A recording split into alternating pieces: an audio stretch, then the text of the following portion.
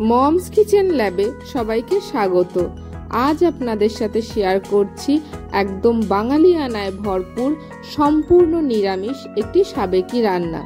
পনির তো অনেক খেয়েছেন, তবে ছানা দিয়ে যে এত সুস্বাদু নিরামিষ একটি রান্না করা যায় তা না করলে কখনো জানতেই পারবেন না।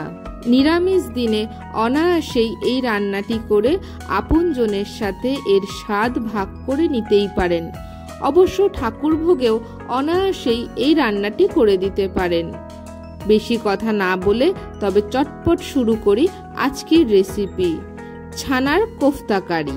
এই কোফতা কারি বানানোর জন্য প্রথমে 1 লিটার দুধ গরম করতে বসাতে হবে। দুধ গরম হতে থাকুক। এই দিকে একটা পাতিলেবুর রস নিয়ে নেওয়া হয়েছে। যতটা পাতিলেবুর রস নেওয়া হয়েছে ঠিক ততটা পরিমাণ জল ওতে মিশিয়ে দিতে হবে।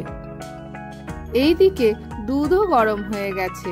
দুধ ফুটে ওঠার ঠিক আগের মুহূর্তেই পাতিলেবুর রস আর জলের মিশ্রণটা ওতে অল্প অল্প করে দিতে হবে আর একটা খুন্তি দিয়ে কন্টিনিউ নাড়তে হবে।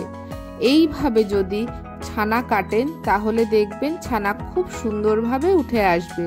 আর ছানা কাটার সময় দুধ একদম বেশি ফোটাবেন না, তাহলে কিন্তু পুরোপুরি ছানা উঠবে না, ছানা শক্ত হয়ে যাবে। এইভাবে ছানা কাটলে পুরো দুধ থেকেই ছানা উঠে আসবে, ছানা ভীষণ নরম হবে। দেখুন ছানা কাটা কিন্তু শুরু হয়ে গেছে।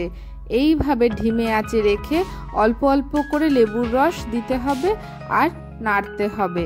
কিছুক্ষণের মধ্যেই দেখবেন পুরো দুধ থেকেই ছানা উঠে এসেছে।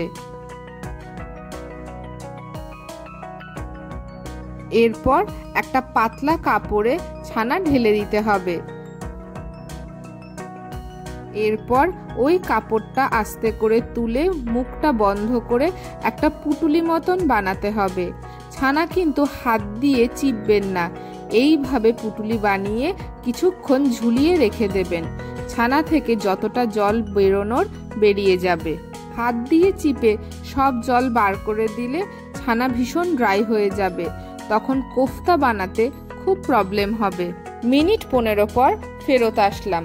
দেখুন ছানার থেকে জল ঝরে গেছে। এবার এই জল ঝরানো ছানাটা একটা প্লেটে নিয়ে নিতে হবে। তারপর ঠান্ডা হওয়ার জন্য কিছুক্ষণ রেখে দিতে হবে। মিনিট 5 পর ঠান্ডা হলে এতে লবণ, হলুদ, আদা বাটা, হিং, গরম মশলা আর 1 চামচ ময়দা দিতে হবে। 1 কিলো দুধের ছানার জন্য 1 চামচ ময়দা দিতে হবে। এরপর সামান্য খাবার সোডা আর কাঁচা লঙ্কা বাটা দিয়ে খুব ভালোভাবে মেখে নিতে হবে। আপনারা চাইলে এই পর্যায়ে সামান্য চিনিও ব্যবহার করতে পারেন। ছানাটা খুব ভালোভাবে মেখে নিতে হবে। প্রয়োজন পড়লে একটা ফ্ল্যাট সারফেসের ওপর রেখে হাতের তালু দিয়ে ঘষে ঘষেও মেখে নিতে পারেন। মাখার পর দেখবেন ছানাতে যেন একটুও দানা ভাব না থাকে। দেখুন কি সুন্দর একটা স্মুথ মাখা হয়েছে। এইভাবেই মেখে নিতে হবে। এরপর সামান্য সাদা তেল বা ঘি হাতে মাখিয়ে নিতে হবে। এরপর যে প্লেটটায় কোফতা গড়ে রাখবেন তাতেও সাদা তেল বা ঘি মাখিয়ে দিতে হবে। এরপর মেখে নেওয়া ছানার থেকে অল্প অল্প করে নিতে হবে। তারপর হাতের সাহায্যে গোল গোল করে গড়ে একটু চ্যাপ্টা করে কোফতার আকার দিয়ে দিতে হবে। আপনারা চাইলে ল্যাংচার আকারও দিতে পারেন, তাতেও মন্দ হয় না। আর এর ভেতরে যদি কিছু স্টাফ করতে চান তাও করতে পারেন। কাজু, কিশমিশ, খোয়া ভরেও কোফতা গড়া যায়, তাতেও বেশ সুন্দর স্বাদ হয়। একে একে সমস্ত কোফতা গড়ে ফিরে আসছি। দেখুন সব কয়টি কোফতা গড়া হয়ে গেছে।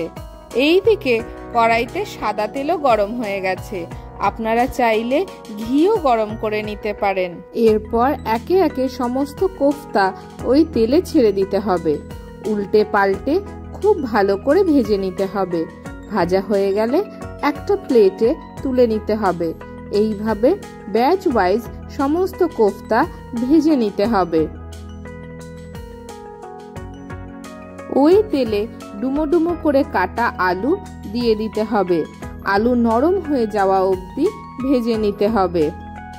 আলুর গায়ে যখন হালকা ব্রাউন কালার ধরবে তখন একটা প্লেটে নামিয়ে নিতে হবে।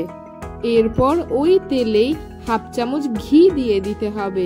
ঘি গরম হয়ে গেলে শুকনো লঙ্কা ফোড়ন দিয়ে দিতে হবে। 30 সেকেন্ড মতন একটু নাড়াচাড়া করে নিতে হবে।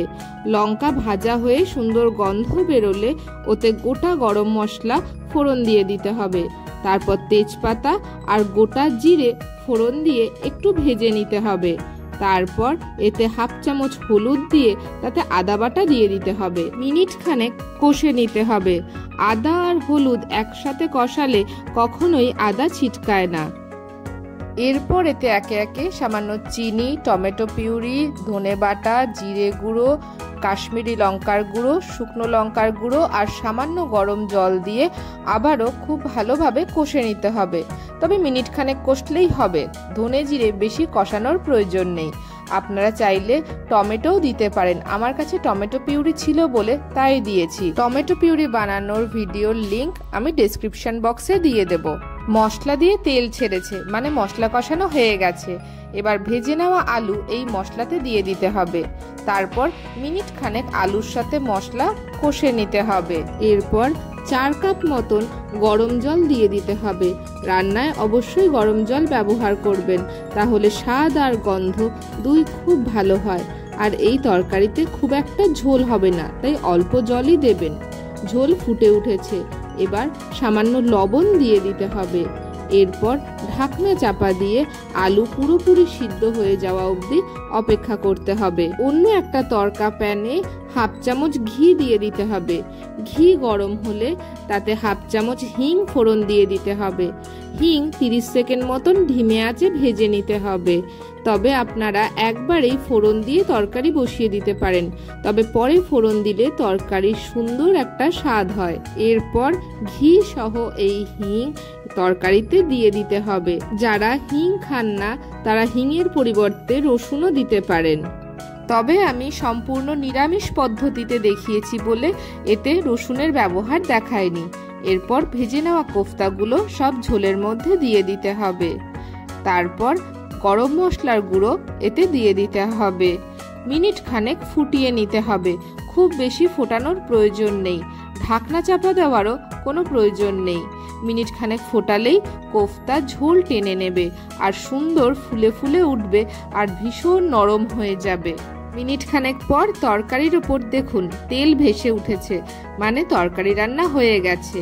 এবার গ্যাস বন্ধ করে ঢাকনা চাপা দিয়ে মিনিট 10-15 স্ট্যান্ডিং টাইমে রেখে দিতে হবে।